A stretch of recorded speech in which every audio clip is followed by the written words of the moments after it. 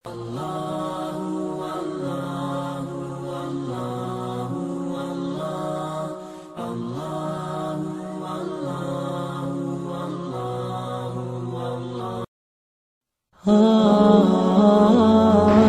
baru dapatkan kemarin, ada seorang muslim di Amerika.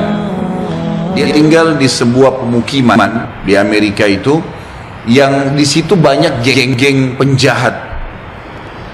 Orang-orang yang berkulit hitam yang tiap hari memerkosa, membunuh orang, saling perang.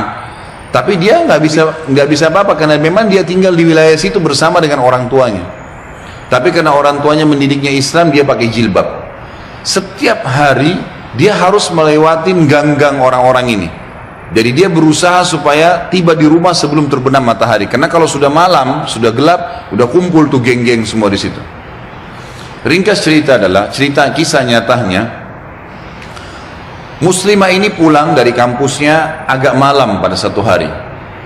Sudah gelap, dia nggak punya pilihan, harus melewati gang-gang yang penuh dengan orang-orang jahat ini. Dia bilang, saya waktu mau lewatin gang itu menuju ke apartemen saya, rumah susun orang tua saya, ada satu perempuan di depan saya, kelihatannya bukan muslimah, tidak tutup aurat, lagi lewat juga di gang situ. Tiba-tiba saya lihat dengan mata saya dikeroyokin oleh laki-laki itu, dipegangin, ditarik dengan paksa, dimasukkan ke dalam sebuah tempat dan terdengar suara teriak-teriak, kemungkinan diperkosa. Dan mereka sudah punya tim.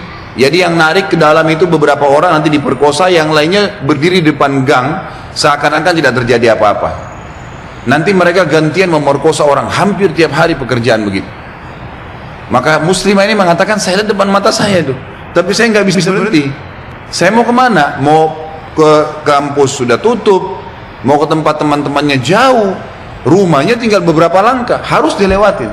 Dia bilang, lalu saya berdoa kepada Allah, ya Allah, sebagaimana aku meyakini kamu ada, kamulah yang telah memerintahkan aku untuk menjaga kehormatanku, jagalah kehormatan ini.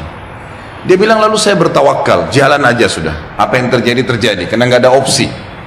Dia bilang, sementara saya lewat di depan mereka, geng-geng ini banyak orangnya, bukan 1-2 orang, banyak orang di situ, mungkin lebih daripada 10 orang, tidak satu pun yang mengganggu saya. Nggak satu pun mengganggu saya. Dan waktu saya lewat, mereka pada buang muka. Orang-orang ini pada buang muka.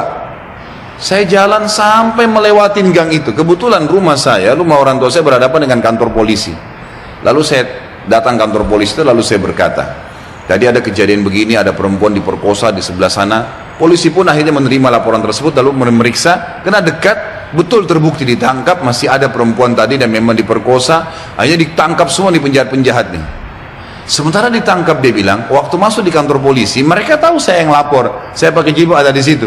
Tapi mereka setiap lihat saya pasti buang muka. Kayak orang, bukan buang muka karena marah ya, kayak orang yang ketakutan melihat saya, dia bilang. Sampai masuk di penjara semua. Sudah terungkap masalah itu, dia bilang, saya penasaran. Saya bilang sama polisi setelah itu, bisa nggak saya sebelum pulang, saya mau temuin penjahat-penjahat itu. Kata polisi, silahkan. Enggak, saya sebelum pulang, saya mau temuin penjahat-penjahat itu. Kata polisi, silahkan. Datang ke sana, dikawal, dia datang, dia tanya. Waktu dia bilang, saya masuk ke penjara, semuanya pada tunduk, gak ada yang berani lihat saya. Saya jadi bingung, ada apa sebenarnya, gitu kan?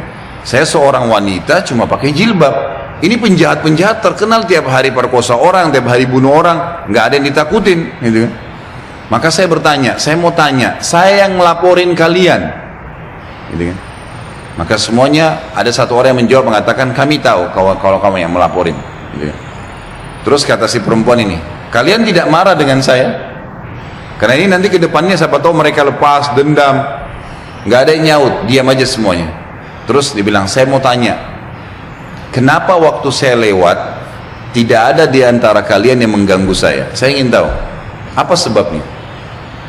Ada satu orang, dia tidak angkat matanya ke arah perempuan, cuma dia tunduk, dia mengatakan, dari tadi, dari Anda lewatin gang sampai sekarang, di belakang Anda banyak orang yang menggunakan baju-baju putih yang menemani Anda, dan badannya besar-besar, kami takut. Perempuan ini bilang, saya tiba-tiba gemetar, hampir jatuh, kaget dengan informasi itu. Tapi itu kisah nyata, gitu kan? Kisah nyata.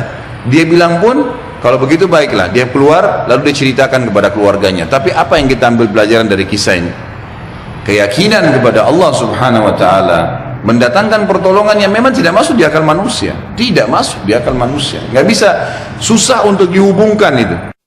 Ya syadiyal hubbi hati fi sayyidil kainati, ya syadiyal hubbi hati في سيد الكائنات وأطرب الكون لحنا وجود النغمات وأطرب الكون لحنا وجود النغمات